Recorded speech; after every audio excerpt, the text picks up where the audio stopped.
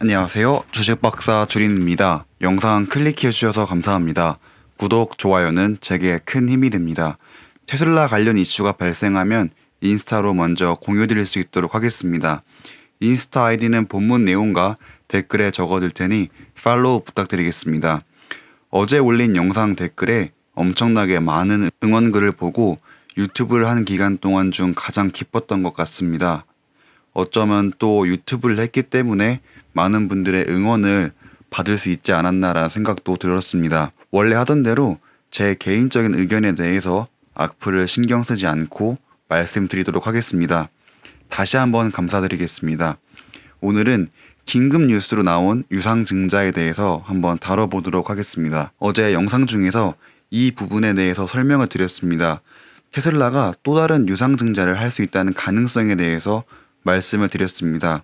그런데 실제로 가능성이 너무 낮아서 깊게 생각은 안 하고 있었는데 정말 실제로 해버렸습니다.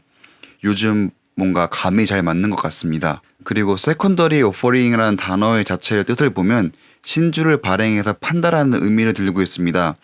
그렇기 때문에 어느 가족분께서 댓글에서 언급해 주신 주식 분할의 의미는 아닌 것 같습니다.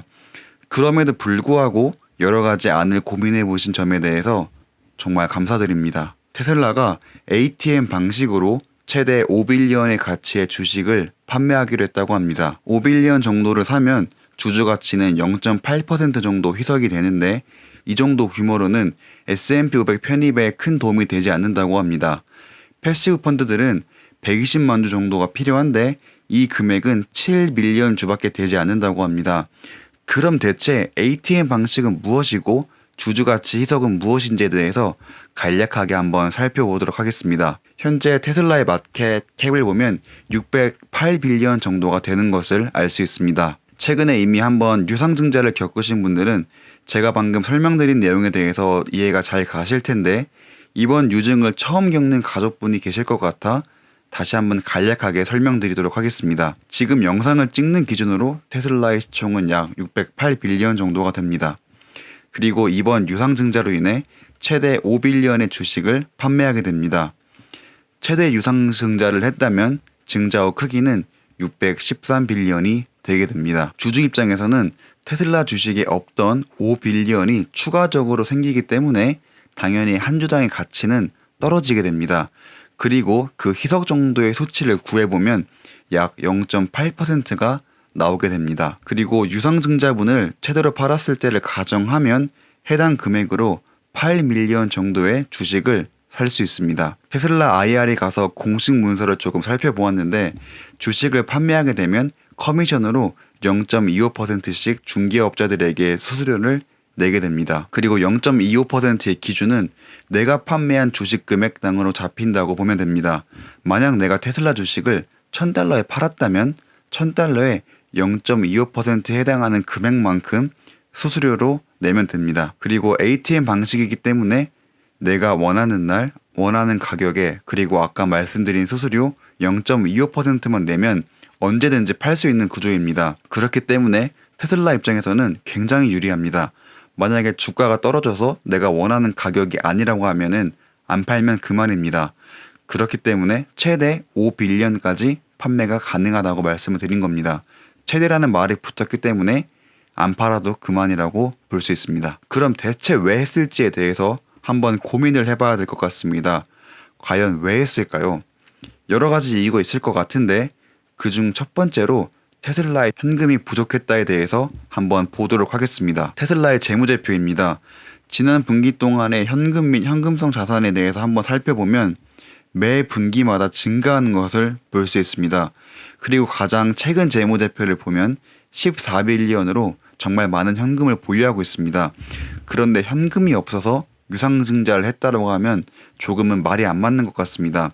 지금 보고 계신 재무제표 상에서는 현금이 역대급으로 가장 많습니다. 그럼 이번에는 S&P에서 패시브 펀드들을 위해 유상증자를 요청했다에 대해서 한번 보도록 하겠습니다. S&P를 추종하는 인덱스 펀드들은 대략적으로 120밀리언 주의 주식을 무조건적으로 사들여야 합니다.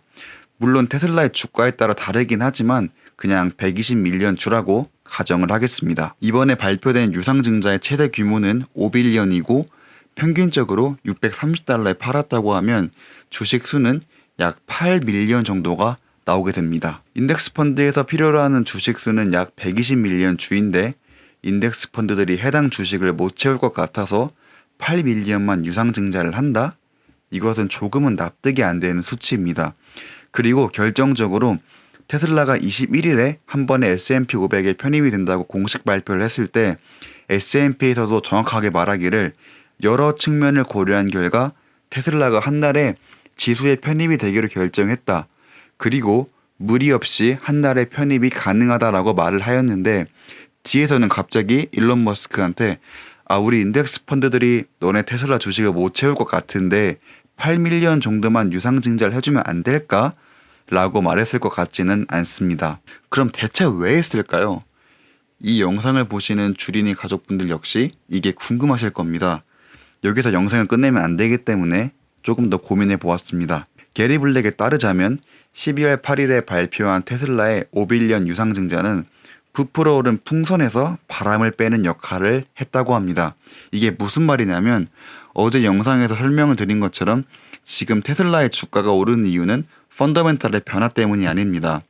S&P 500에 편입이 되었는데 액티브 펀드가 단순히 시세 차익을 보고 패시브 펀드가 들어올 시점에 자신들은 엄청난 수익을 보면서 자신이 들고 있던 주식을 패시브 펀드에게 팔 계획을 갖고 있기 때문에 주가가 지금처럼 치솟고 오르는 가능성이 크다고 말씀드렸습니다. 테슬라 시장이 투기성이 점점 짙어지고 있었는데 유상증자를 통해 가열된 시장을 부풀어 오른 풍선이 바람 빠지듯 진정시켰다라고 이해하시면 될 것 같습니다. 물론 풀이장에서 이 발표가 난 뒤에 주가가 급락하신 것을 직접 보셨을 겁니다.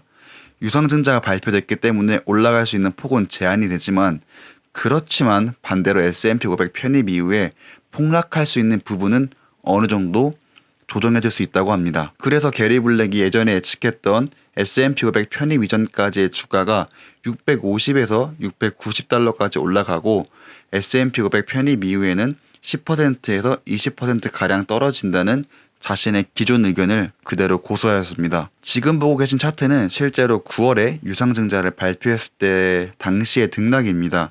이때 당시 엄청난 주가 하락을 겪었습니다. 그런데 이번에도 그럴까에 대해서는 저는 개인적으로 아니오라고 생각을 합니다. 저때 당시의 시총과 지금 시총을 비교하면 엄청난 차이를 보이고 있습니다. 그렇기 때문에 같은 5빌리언을 유상증자했더라도 지금은 그때에 비해 미미한 수치입니다. 그리고 무엇보다 이번에는 S&P 500 편입이라는 이슈 때문에 패시브 펀드들이 무조건 주식을 매수해야 한다는 조건이 붙습니다. 그렇기 때문에 저 당시와의 상황이 굉장히 다르다고 볼 수 있습니다. 정말 2, 3일 정도의 시간이 단기적으로 본다면 아무래도 유상증자 때문에 주가 하락은 나올 수 있습니다.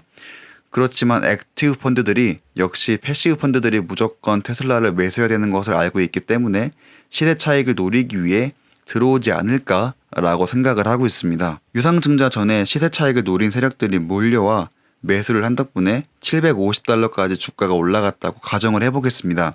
그리고 매수했던 주식을 던졌는데 인덱스 펀드들이 120밀리언 주를 다 받았음에도 불구하고 넘쳐 흐르게 되면 550달러까지 떨어질 수 있다고 생각을 합니다.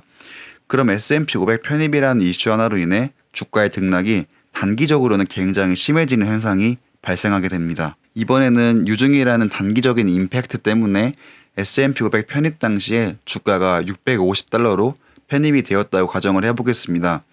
그리고 액티브 펀드들이 역시 시세 차익을 위해 테슬라 주식을 던지게 되면 570달러까지는 떨어질 수 있으나 유상증자전 수치보다는 높을 것을 목표로 하는 것 같습니다. 결국 유증을 활용하여 최대 목표 주가는 낮추는 역할을 하게 되었지만 S&P 500 편입 이후에 폭락할 주가를 어느 정도 방어해주는 완충 역할을 해주는 것으로 저는 이해하고 있습니다. 그래서 오늘의 결론입니다.